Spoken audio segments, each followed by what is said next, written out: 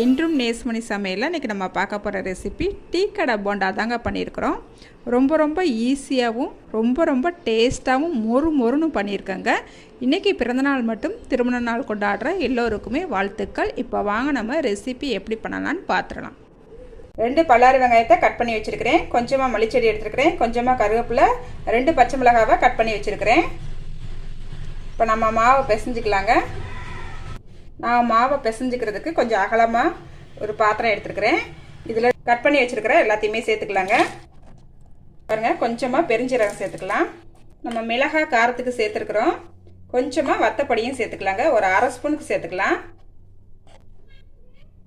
பாருங்கள், ஒரு பவுல் நிறையா கடலை மாவு எடுத்துருக்கிறேன். இதை சேர்த்துக்கலாம். 3 ஸ்பூன் அளவு அரிசி மாவு எடுத்துருக்கிறேன். இதையும் சேர்த்துக்கலாம். மாவுக்கு தேவையான அளவு உப்பு சேர்த்துக்கலாம். கொஞ்சமாக சோடாப்பு சேர்த்துக்கலாங்க. அங்கே எல்லாத்தையும் சேர்த்தா பிறகு நல்லா கலந்து விட்டுக்கலாம். நல்லா கலந்து விட்டுக்கிட்டாச்சு. போண்டா போடுறதுக்கு எண்ணெய் சூடு பண்ணிக்கிட்டு இருக்கேன். அதுலேருந்து ஒரு குழிக்கரண்டி எண்ணெய் இதில் சேர்த்துக்கலாங்க. நல்லா சூடாக இருக்கட்டும்.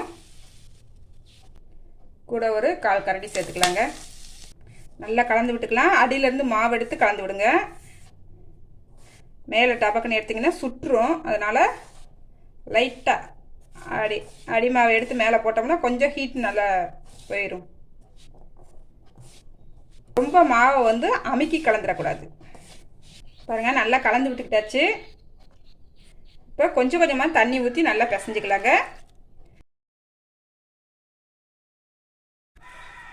கொஞ்சமாக தண்ணி சேர்த்துக்கலாம்.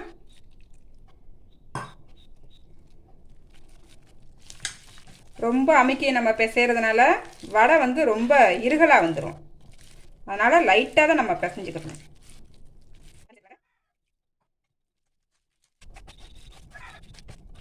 இந்த அளவுக்கு நல்லா பிசைஞ்சிக்கிட்டாச்சுங்க. இப்படி எடுத்தோம்னா இந்த மாதிரி நம்மளுக்கு போண்டா போடுறதுக்கு இந்த மாதிரி வரணும். இந்த அளவுக்கு நல்லா மாவு பிசைஞ்சுக்குங்க. போண்டா போட்டுக்கலாங்க. மாவு பிசையும் போதேவும் எண்ணெயை வந்து நல்லா சூடு பண்ணி வச்சுக்கிட்டேங்க.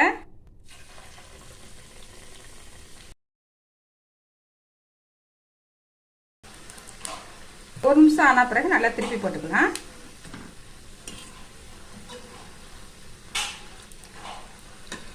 நல்லா 2 பக்கமும் திருப்பி போடணும். அப்போதான் உள்ள மாவு இல்லாமல் நல்லா வேகுங்க.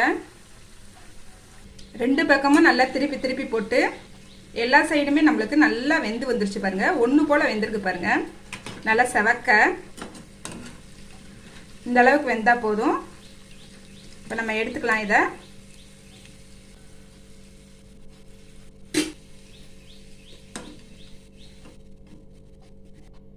அடுத்த மாவை போட்டுக்கலாங்க. இது போல எல்லா மாவுலையும் போண்டா போட்டு எடுத்துக்கிறேங்க. டீ கடை போண்டா சூப்பராக ரெடி ஆயிடுச்சுங்க. நல்ல மொறுன்னு ரெடி ஆயிருக்குங்க. இங்கே பாருங்க, அப்படியே செம்மையாக இருக்குங்க.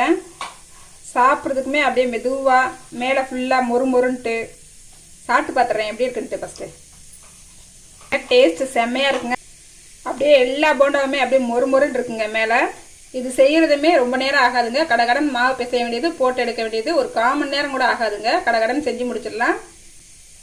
நம்ம குழந்தைகளுக்கு வீட்லேயே இது போல் நம்ம செஞ்சு கொடுத்துடலாங்க. இது போல் போண்டா நீங்களும் உங்கள் வீட்டில் செஞ்சு பாருங்கள். செஞ்சு பார்த்துட்டு எப்படி வந்துச்சுன்னு கமெண்ட்டில் சொல்லுங்கள். லைக் பண்ணுங்கள், ஷேர் பண்ணுங்கள். மறக்காமல் வீடியோ பார்க்குற எல்லோருமே என்னோட சேனலை சப்ஸ்கிரைப் பண்ணிக்கோங்க. பாய். அடுத்த ரெசிபியில் பார்க்கலாங்க.